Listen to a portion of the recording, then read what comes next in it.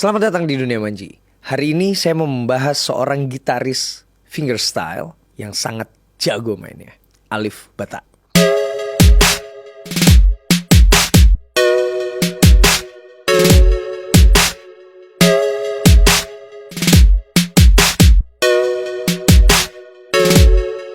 Channel Dunia Manji dikenal sebagai channel yang membahas banyak hal tentang musik, baik copyright, karya-karya, musisi baru, dan lain-lain yang berhubungan dengan musik. Tapi kenapa belum pernah membahas seorang Alif Ba Ta yang fenomenal? Bahkan sampai dibahas sama banyak YouTuber yang bukan orang Indonesia. Bahkan sampai dikomentarin sama Brian May. Kenapa channel Dunia Manji yang membahas musik tidak membahas Alif Ba Ta?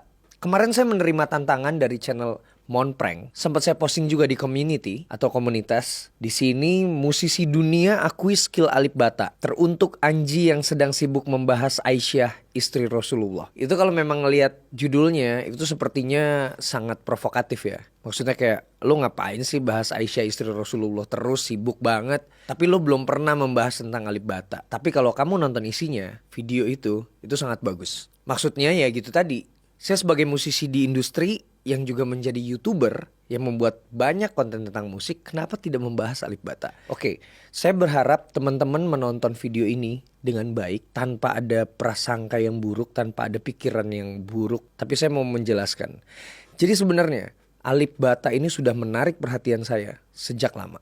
Pastinya karena saya melakukan riset, saya nonton banyak video musik, saya menonton video-video cover orang-orang yang bagus-bagus gitu. Bahkan saya memproduseri seorang musisi cover, Cynthia Gabriela, sampai akhirnya sekarang mau merilis album. Pastinya seorang Alif Ba Ta yang memiliki subscribers banyak, memiliki followers banyak, dan video-videonya viral, bahkan sampai ke luar negeri, pastilah menarik perhatian saya. Bahkan saya juga follow loh akun Instagramnya. Kami saling follow sampai ada satu kejadian. Saya berharap sekali lagi teman-teman tidak menganggap ini sebagai suatu hal yang jelek ya. Tapi saya akan jelaskan nanti di belakang. Jadi waktu itu saya pernah meminta Mas Alif untuk berkolaborasi. Berkolaborasi di channel Dunia Manji. Ngobrol-ngobrol sama saya sekaligus menunjukkan kemampuannya sambil juga berkolaborasi dengan saya nyanyi bila memungkinkan. Akhirnya saya DM. Halo Mas Alif, collab yuk. Lalu dijawab, wah bener Mas, iya betul. Mas Alif kirim nomornya, nanti personal saya yang akan mengatur jadwal. Jawabannya sungguh mengejutkan saya sih saat itu. Saya orangnya gak bisa diatur-atur Mas. Waduh, saya bingung ya saat itu. Maksud saya adalah akan ada orang yang mengatur jadwal gitu supaya gampang. Tapi ternyata kesannya seperti saya gak bisa diatur-atur gitu.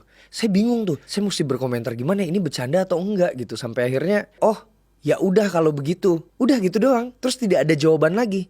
Oke, artinya dia serius. Saya hapusin pesan-pesan saya, unsend bisa kan kalau di Instagram di DM. Lalu dia juga menghapus semua pesan-pesannya. Artinya memang saat itu mungkin Mas Alif serius gitu. Kalau misalnya Mas Alif nonton ini atau Alifers nonton, jadi maksud saya sebenarnya bukan mau mengatur-atur, tapi mau mengatur jadwal supaya enak ketemunya. Karena biasanya jadwal saya memang diatur oleh seorang personal manager. Ketika saya janjian sama orang itu biasanya batal. Orang misalnya saya janjian sama orang media, saya janjian sama teman-teman YouTuber, saya janjian sama teman-teman artis untuk melakukan sesi wawancara atau kolaborasi di YouTube atau manapun, itu pasti melalui personal manager. Personal manager saya bicara dengan personal manajernya dia, atau dengan dianya langsung kalau misalnya memang ternyata dia tidak mempunyai personal manager gitu. Jadi setelah itu saya bingung kan, oh ternyata memang orangnya unik ya gitu. Sampai akhirnya banyak banget yang nanyain dan meminta saya berkolaborasi dengan Alif Ba Ta. Saya sempat posting waktu itu di Instagram, di story. Begini loh alasannya, akhirnya saya posting waktu itu capture-annya. Dan Mas Alif waktu itu akhirnya menghubungi saya.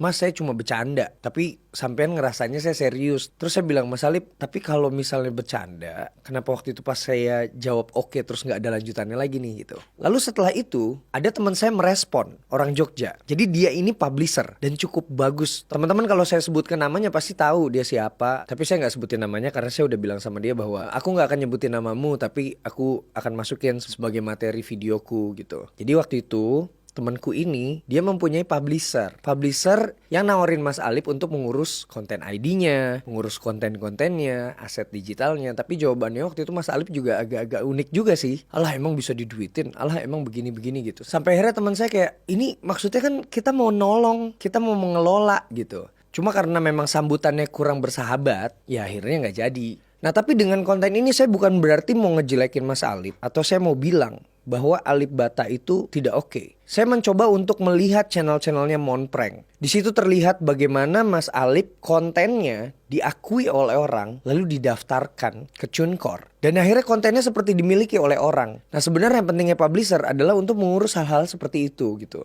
Jadi maksudnya teman saya adalah untuk mengurus hal-hal seperti itu. Mungkin saat itu belum terfikirkan. Saya juga mengerti, saya menonton channelnya Monprank. Hampir semua videonya saya tontonin akhirnya sebelum membuat video ini. Di situ kan terlihat ada konten-kontennya Mas Alip dicuri, sampai akhirnya menghubungi TuneCore, dan akhirnya dirilis, dikembalikan. Nah itu tidak akan terjadi jika ada publisher yang mengurus konten-kontennya atau aset digitalnya. Well, saya mengerti. Mungkin aja Mas Alip memang bodoh amat sama hal itu. Beberapa komentar juga saya baca, wah Mas Alip ini memang humble. Mas Alip ini tidak mengharapkan uang. Dia memang senang berkarya aja di YouTube, membuat cover, fingerstyle dan lain-lain. Dia senang aja bikin. Oke, saya mengerti kok tentang itu. Tapi ketika itu bisa menghasilkan uang dan lalu dimilikin oleh orang lain, itu kan sebenarnya kurang pas ya. Saya rasa Mas Ali patut untuk mendapatkan itu karena dia membuat konten, dia mengedit sendiri. Saya nonton videonya yang review cara recording. Di situ saya lihat bagaimana Mas Ali menggunakan handphonenya untuk mengedit video dan itu sangat menginspirasi orang-orang gitu.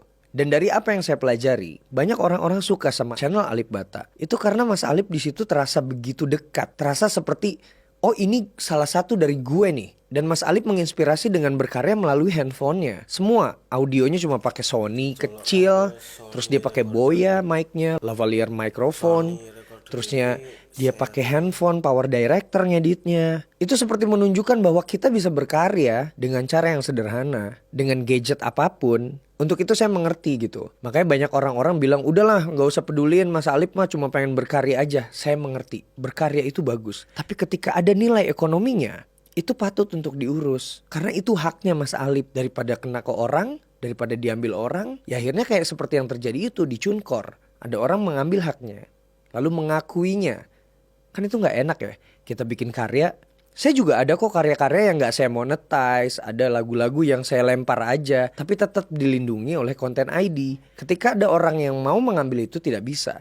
Itulah mengapa menurut saya seorang kreator seperti Alip Ba Ta itu patut ada badan atau sesuatu atau seseorang yang mengurus konten-konten atau aset digitalnya. Karena sayang kalau diambil sama orang. Nah terus gimana Alip Ba Ta di mata seorang Anji? Ya bagus banget lah. Saya dari dulu tuh udah tertarik sama Alip Ba Ta. Kalau kamu kenal sama Alip Ba Ta, coba tanya deh sama dia. Saya udah lama menghubungi dia. Saya udah pengen kolaborasi. Karena apa? Karena saya tertarik, saya bangga gitu. Ada orang Indonesia yang sampai diakuin sama orang luar. Karena memang permainannya, karena skillnya dengan keterbatasan. Dengan alat-alat yang biasa aja, tapi bisa menghasilkan sebuah karya yang bagus. Dengan skill yang bagus. Keterampilan bermain gitar. Yang sepertinya bisa didapatkan kalau kita latihan bertahun-tahun dan lama sekali. Menurut saya begitu. Saya sih gak akan mungkin bisa main seperti itu. Walaupun alat saya bagus, alat recording saya bagus, gitar saya mahal gitu, kamera saya mahal, tapi saya tetap gak bisa main kayak gitu. Itulah menurut saya, seorang Alip Ba Ta adalah seorang kreator yang brilian. Dan ini sangat patut diapresiasi. Patut diapresiasi oleh siapapun. Banyak gitaris juga di Indonesia yang jago-jago nih yang saya kenal. Saya yakin belum tentu bisa memainkan lagu seperti Alip Ba Ta. Bohemian Rhapsody yang dia mainkan itu luar biasa loh. Itu gak main-main itu.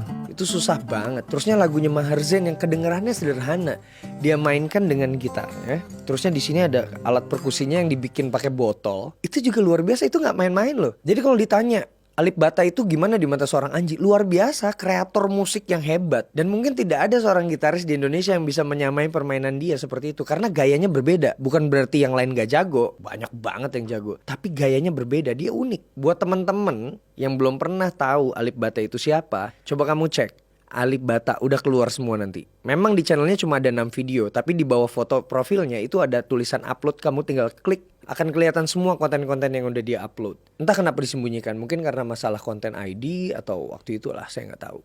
Jadi sekali lagi, Alip Ba Ta ini adalah seorang kreator musik yang sangat potensial, yang sangat berbakat, yang sangat menginspirasi dengan segala kesederhanaannya, dengan segala keterbatasan alatnya, tapi bisa menghasilkan sebuah konten yang bagus. Ya saya sih berharap bisa berkolaborasi langsung sama Mas Alip Ba Ta. Karena memang saya sudah menginginkannya sejak lama. Nah ketika teman-teman nanyain, sampai akhirnya Monprank membuat ini, akhirnya saya bicara.